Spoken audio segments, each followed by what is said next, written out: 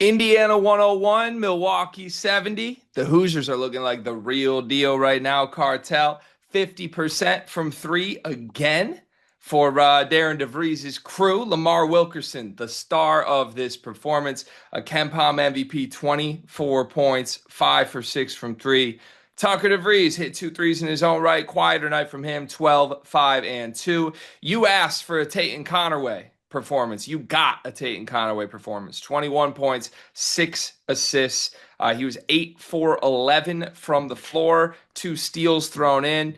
I think we're seeing good things from everybody from Indiana right now. This was a comfortable win and a cruise to a cover in the second half as they extended their lead over the final 20 minutes of this game. Did you learn anything new about your Indiana Hoosiers in this one?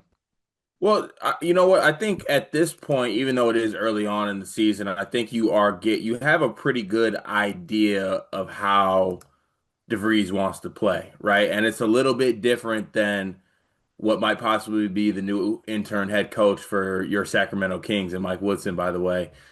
You can't kill my king, even if you try. But it's a team that's going to shoot a lot of three-pointers. It's a team that is going to offensively have a vision. They're going to move the basketball. They had 23 assists in this basketball game.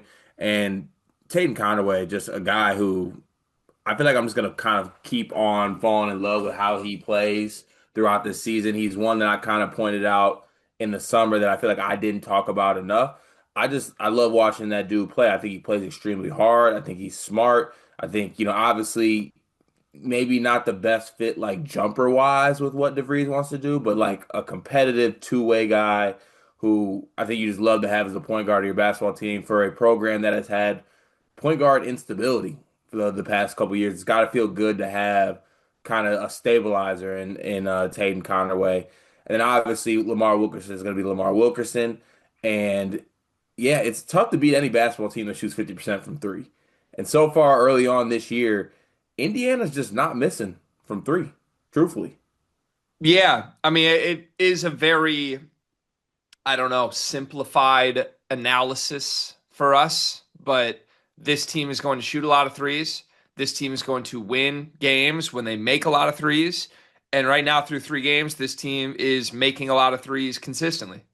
So Mhm. they're 3-0, looking great. They are just skyrocketing up the analytics. They're up 21 spots in KenPom in 3 games. I mean, they may be the biggest riser. I'd have to look in the top 50 in the country. 17th nationally is where they sit after this one. I mean, they're averaging 100 points a game, right? Like that. This is about as far on the optimistic outcome scale as you could have expected from Darren DeVries. I think the question is it sustainable? And look, I'm not trying to come on here and just like, oh, I'm a skeptic. He's only doing this because it's Indiana. He wouldn't do this to his team. Whatever, fine. The reality is a team making 50% of their threes is not sustainable, Mhm. right? I don't know. What was the number one three-point shooting team in the country last year? They didn't shoot 50%. Right. So Indiana is going to have a lot of nights like this. That's undoubtable. Like even against good opponents, I think you could see Indiana play Illinois, Purdue, Kentucky, Louisville, all these games on their schedule. They can do this against anyone. And when they do, it's going to be a terrifying team to have to play. My question is just like, what does this actually net out to? Because I thought this would be the game where like they go a little cold. I thought there were reasons to believe that would come. It did not happen. And look, the reality too is it's not like the whole team is shooting unsustainably, right? If you look at this entire team's outputs right now, Lamar Wilkerson and Tucker DeVries have shot 48 threes. The rest of the team has shot 32 combined. So it's really just their 2 stars that are going nuclear. And in a lot of ways, I think that makes you believe it could be more sustainable because you Mhm. only need 2 guys to do it. It's not like 11 different guys are shooting the lights out right now. But also, if we're being real, Lamar Wilkerson's 57% from three right now. Tucker DeVries is 55% from three. At a certain point, both of those are going to fall from 57 and 55 to like 40. Mhm. What does this Indiana team look like when that happens? They don't look this good. That's undoubtable. but I think they still look pretty good based on everything else the team's giving you right now. Yeah, I think it goes back to this. You know, you can have questions about Indiana that are very, very real, right? Like front court wise, maybe some other things outside of the two guys you just brought up. But the thing that you got to always remember is that the two guys that you do bring up can score the basketball. Yeah. Like that's that. I think to your point, it's even if it's not, let's say it's not sustained. Worst case scenario, though, you don't want to play this Indiana basketball team because those two guys get hot and you're in a spot where it gets murky. Yeah. And you know it's a little bit better than just having one guy because one guy can't beat you. Two guys going off can definitely get you if they're going off to a certain extent. And you know, I think that Coach DeVries, he has obviously Tucker and obviously Lamar that are able to do that. And you know, it is like I said in the preview too. These are teams that Indiana would let hang around in other games. Now, it was only a 12-point game at half, so like I'm not even trying to say like they pulled away or anything like that. You know, Milwaukee actually, credit to them, they're in the horizon, right? Yes. I'm not even sure like where they were picked or like anything like that, but they got a good basketball team. Yeah, they're not they're truly not a cupcake at all. No, they're not. They're gonna like make noise in the horizon. I wouldn't be surprised. I don't know what their non-con is. Like maybe they pick off somebody like in Indiana, but it's not a cupcake. I think it's a solid basketball team, and Indiana was able to beat them by 31 and score 100 points. They got your boys from That's got to feel good in its own right. Like they like Indiana in what back-to-back games is scoring 100 points. they got your boys Texas Tech next. Okay, yeah, well, it's curtains on that, but they can put up I don't fights. know. You said they might pick off somebody that's like Indiana level. They Don't do play that. they play Texas Tech next. Don't Indiana level, Texas Tech. Oh, oh, sorry, a team with two stars that we're hoping becomes three stars and nothing else? I don't like your attitude Huh. right now. Sounds an awful lot like some other red team I know, huh? Yeah, there's so much JT Toppin and Tucker Tucker DeVries. DeVries. Yeah, Hey, I might take Lamar Wilkerson over Christian Anderson right now based on what I saw this week. you see what Christian Anderson did to Lindenwood? You see what Lamar Wilkerson's doing every night right now? Listen, it's a new Indiana. Two things are for certain. If you're not ready to score 100, don't show up. And if you're a top 200 Ken Pom team, also don't show up. You really just play the hits, man. Like you really just play the hits. It's impressive. Yeah, look, the nice thing about the two-headed star tandem strategy here, even as I talk through the speculation that both these guys are going to have a marginal regression to the mean shooting wise, is you only need one of them to shoot above the mean every night, right? Like it obviously they score 100, they look unbeatable when both go crazy, but you've got two shots at it every night, right? I think you can survive Tucker DeVries going like 2 for 7 and scoring 10 points because Lamar Wilkerson might still go for 30 and hit 7 of 9 threes. And then you Mhm. flip that same thing. Lamar's going to be cold at some point, but you have Tucker to do it. I continue to beat the dead horse that is my comparison. This is Manny Harris and Deshaun Sims and Early Beeline. Any given night, if both those guys are lights out, good luck. If one of those guys is lights out, it's tough. If they both go cold, they probably don't have an answer. But we haven't seen any possibility that both of these guys are going to go cold against cupcake opponents. And I think it's going to be harder than it seems to contain them against good opponents. The thing too, like when I talk about shooting, again, it's just math to say at some point they're not going to shoot 50% from three. I do also think they deserve credit where credit is due. When you watch these games, they're good threes. Like they shot 28 of their 60 shot attempts as a team from three in this game, and I thought 25 of them were wide open. Mhm. This offense is just generating really good shots. So I'm impressed. And they did it against Marquette too. And I guess we still don't know if Marquette is a cupcake or not. In terms of high major teams, they're not Top all that good. top But 50 Ken Pom team. are they Yeah, I think so. Last time I checked. 51 right now? Okay, well they were And top 50 and dipping. They're and, not very good, but like, and dipping. well, They're doing the opposite of what Indiana's doing. Indiana's woo, Marquette is woo. The sound effects are crazy. That's what happens when you beat a team 100-77. So, as far as Indiana in the grand scheme of things, Big Ten wise, nationally wise, look, I think we could even ask Indiana fans; they wouldn't say they're the 17th best team in the country. Where Some is might. okay outside of Doctor? Who would say that this team? Where would you have this team nationally? I mean, I'll give them this. Through what they have actually done, they're definitely the 17th best team in the country. Because they're just blitzing teams. I don't think you can take what they've done away from them. Like we can look at it and be like, this is not the most sustainable way to win, but like, yeah, they're if they are going to make 50% of their threes and shoot all these threes and they're all wide open and like, yes, they look like that good right now. I think just conventional logic would tell you they can't always do this, but maybe they can. Truly, maybe they can. I have no issue saying they look that good right now.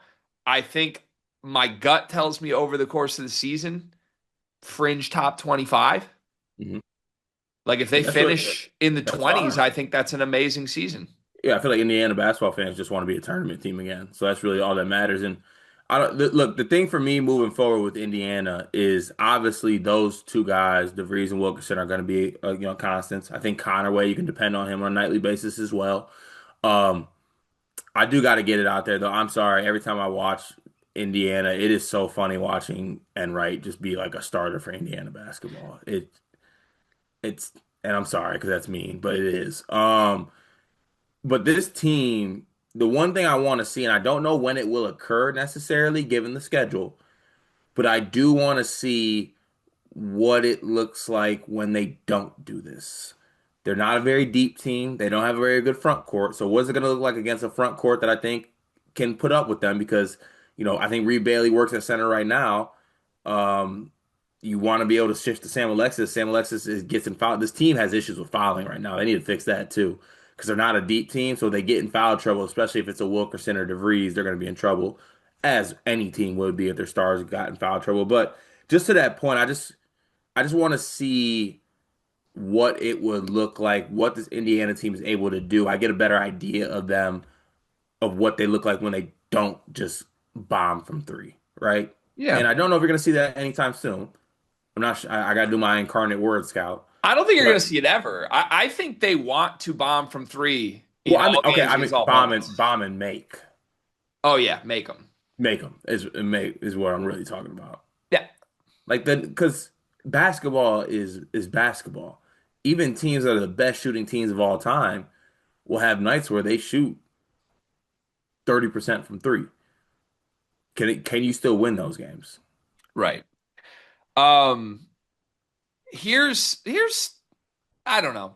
We're obviously, I think it's hard to actually really talk about anything other than the shooting with this team right now. But I have a couple things outside of it I just want to raise. For starters, let's talk about somebody else who was good in this game. Reed Bailey, I think this is the first, well, second. He had another really good game, right? In the opener. He had 14, 5, and 5 in the opener. Or no, that was tonight. Sorry. 21 and 5 in the opener. 14, 5, and 5 assists tonight. I did think his passing was really special. This is a couple games now, Cart. I think he outplayed Sam Alexis. So is this going to be like a matchup dependent thing where some nights Reed Bailey's really good and some nights it's Alexis they need? Yeah, I feel like it's pretty matchup dependent because they're both different bigs, really. I mean, Sam Alexis is more physical, power, brawn. Reed Bailey's more finesse. Um, but yeah, it's probably matchup dependent, maybe even foul dependent. Okay. I mean, I guess I'm starting to buy Bailey being better than I thought. Although this might just be a against his level type thing. Yeah. So it's 9:30. Let's rip the Band-Aid off here. Are we buying this Indiana team? I don't know what you mean by that. I don't know. I feel like there's a lot of discourse out there, look at us. No one's talking about us. We're talking Other about him. other teams beat up on cupcakes and you say this, but this team does this and you guys are just shooting. I'm buying You're to buying. to a certain point. Yeah, I'm buying. I think this is a tournament team. I would have said before the season they're a bubble team. In my head, they've gone from like 40th Ken Palm to 25th Ken Palm as a baseline. I think the offense is generating amazing shots. I don't expect that to go anywhere. Connerway is going to be tough. Wilkerson and DeVries are stars. Like I still have some of the same questions coming in, but yeah, I think this formula works better than I thought it would be. The defense has been better than I thought it would be. And I don't think they're a perfect team by any means, but I do think DeVries and Wilkerson can be very, very good all season long. I think I feel the same. Congrats, Hoosiers, by the way. Isn't it kind of funny that this is very Cincinnati-like? Ooh, disagree there. Why? Disagree there. I mean, I think it's just very like, beat up on, get a play a bunch of like lower level opponents to start your career, start blitzing them, bring the guy from your old team. Didn't Cincinnati bring what's his name, Rourke, with him? Yeah, it wasn't his son. Rourke also was not a James Madison guy. Oh yeah, he's from Ohio, right? Yeah. Also, if this was Signetti, they would have canceled the Marquette game and scheduled Florida A&M or something. Ah, So, gotcha. yeah, no, I don't see it. I think Indiana football is just better than Indiana basketball and was last year too. Like I don't think this team's getting to a Final Four in year one and then getting blitzed by Notre Dame. Like Well, the thing is, I'm not saying it ends up like that, but I'm saying like I don this tactic as the Cincinnati tactic.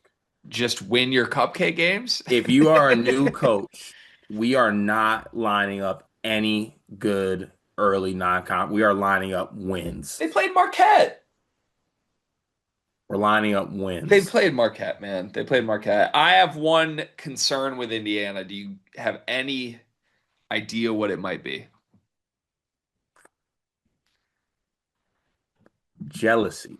Do you think I'm jealous? No, no, I think Oh, the players. player jealousy. No, I think there's a lot of guys just happy to wear the candy stripes. Yeah. Okay. All right. Um, DeVries and Wilkerson played 32 and 31 minutes in this game.